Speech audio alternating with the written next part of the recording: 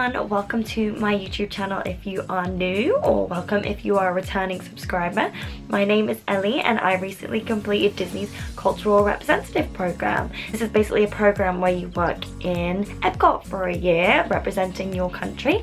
Mine is of course the United Kingdom, where I worked in the Rose and Crown. I've basically been doing a video series to help everyone who would like to apply for the program. I had a lot of questions from people all the time, so I figured this way would be a lot easier for everyone to just click every time they want to know something. So last week I spoke about the Yummy Jobs pre-screen interviews. Obviously this is only something if you are applying from the UK. Every different country does it in a different way, so some are directly through Disney, some are through partner companies. For us in the UK it is a partner company called Yummy Jobs. You have to send off your application through them and it's basically vetted by them before it goes directly for Disney. If you are successful after the Yummy Jobs pre-screen interviews, after about a month's waiting, you will then be invited to a interview with Disney. This is going to happen at Disney head office in Hammersmith in London, so very exciting. And that is the final part of the application process pretty much. Once you've got through that, you will then get a date and be on your way. Your Disney interview day is a very long and stressful day, but it's really unnecessary. You don't need to be stressed out about it. It's actually quite a fun day. Like I said, you are at Disney HQ, you're at Disney head office, so a lot of people in their lives don't get to go to Disney HQ, so you're going to see some really amazing things, and you need to really just thrive in the moment of that, because you might not ever be there again. You don't know what's going to happen. And I know it's like really difficult, so much more different for me to say than for you to feel, but just try not to stress. You've done the hardest bit, you're at the final hurdle now. You just need to be calm and say everything that is the right things. At this point they have plucked off a lot of people, so they pretty much got nearly everyone to fill all the spaces, so you are pretty much 95% guaranteed a spot at this point. But don't go in with that attitude, just go in with the confidence, positivity, and you should be successful. So the first part of your day of your Disney interviews is going to be a meeting in the morning. This bit is compulsory. There was somebody in my interview day that couldn't attend this, and he basically was late or something, but he knew he was going to be late for a long time because of a flight. I then never saw him on a program, so it is really important that you are there for that presentation in the morning. It shows that you are committed, even though you're going to be waiting around for the rest of the day. It basically happens in the Disney cinema at head office. They show you all these videos from the programs. I'm sure you've all seen them if you've been doing your research. Just the Disney International programs videos. They are super emotional. If you're really invested in the program, you might sit there and have a little cry like I did, and there is no shame on that, but just don't smudge your makeup.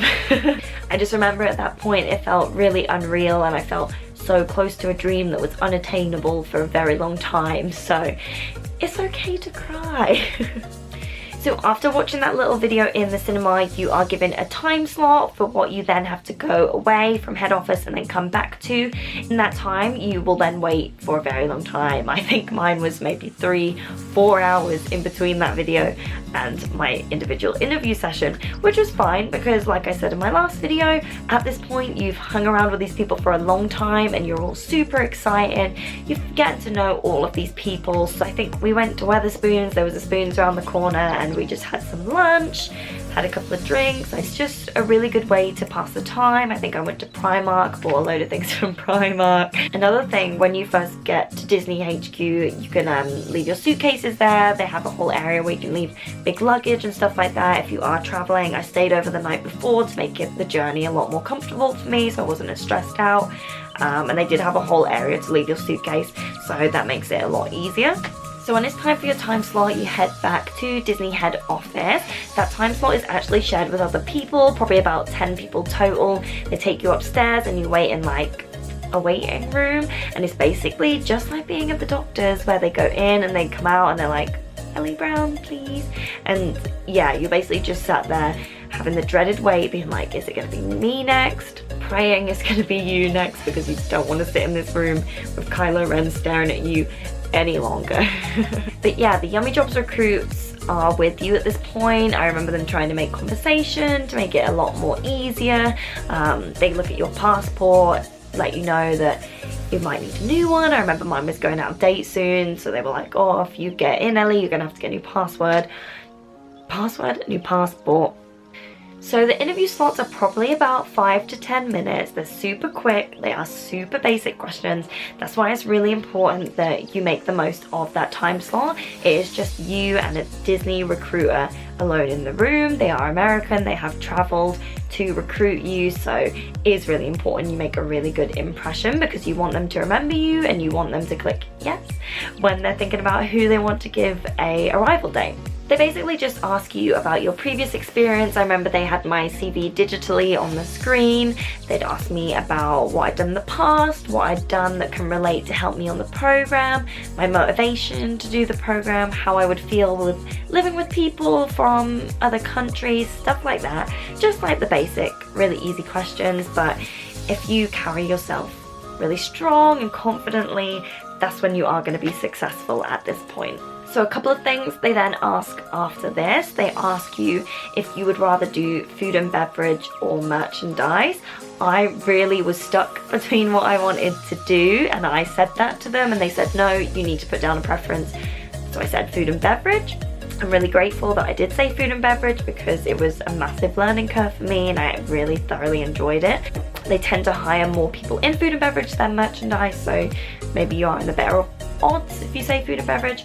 Whatever you feel like you will be more comfortable doing and what you'd rather do for a year for full time. The second question they will ask you before you leave is, what is the earliest date you can start? So I said, what is the earliest date you are recruiting for? And I think they said April, and I said, okay, I'm gonna say April then. Or you can say as soon as possible, or if you have a wedding booked, for example, you can say the month after that. It's basically just a way that you can say what will fit into your plans.